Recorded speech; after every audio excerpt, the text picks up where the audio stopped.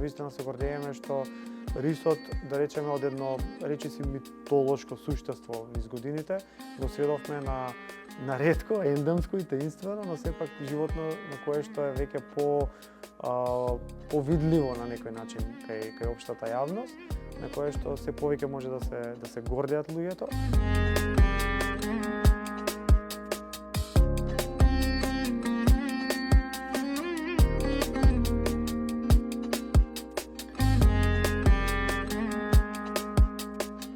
На терен рисот го истражуваме со фотозамки. Тоа е, да речам, во сршта на нашата работа, иако тоа не е исклучиво само користење на овие уреди, но тие се можне згоден начин да се истражуваат видови кои што се доста таинствени, ретки, а истовремено и предпазливи. Овој метод се користи веќе со години во заштитарството и не само за рисови, за какви било други животни.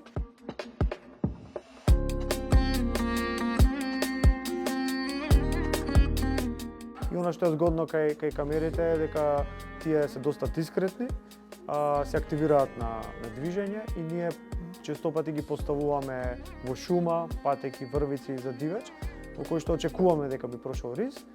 И освен рис, секако дека имаме и многу други фотографии од други животни, но тоа само дополнително ни ја заокружува приказната и сликата за тоа какви се жители има во шумата.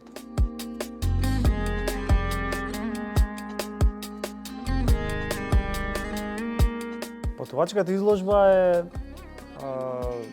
еден начин да допреме до јавноста преку разните средства со кои што ние тоа го правиме, но на известен начин да ја ослика нашата научно-истражувачка работа од една страна, а од друга да го представи балканскиот рис како еден таинствен жител на шумата. Во принцип представува и селекција на 21 фотографија, која што ние направивме од мноштвото фотографии кои што ги имаме собрано низ годините наука и истражување на терен.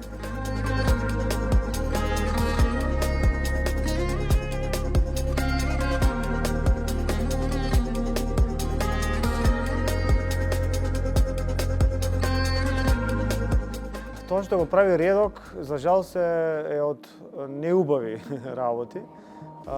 Ние честопати се гордееме, тоа е нашиот ендем, ретко животно кое што опстојува во само мал број, главно во Македонија, го има на Албанија и на Косово, но причина за тоа вака историски гледано, па и земајќи ги денешните прилики, се заканите кои што му предстојат на рисот, почнувајќи од криволовот, кој што може би е редок, но колку и да се случува за една популација која што е толку мала, значи практично десеткување на целата популација, дури само една единка ако се изгуби.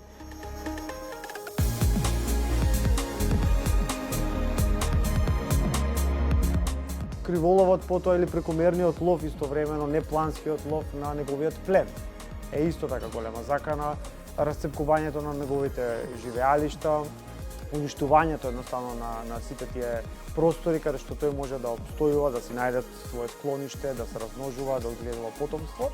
И во низата закани, како најактуелна која што во последно време се повеќе ја истакнуваме, тоа се проблемите, односно заканите од генетска природа.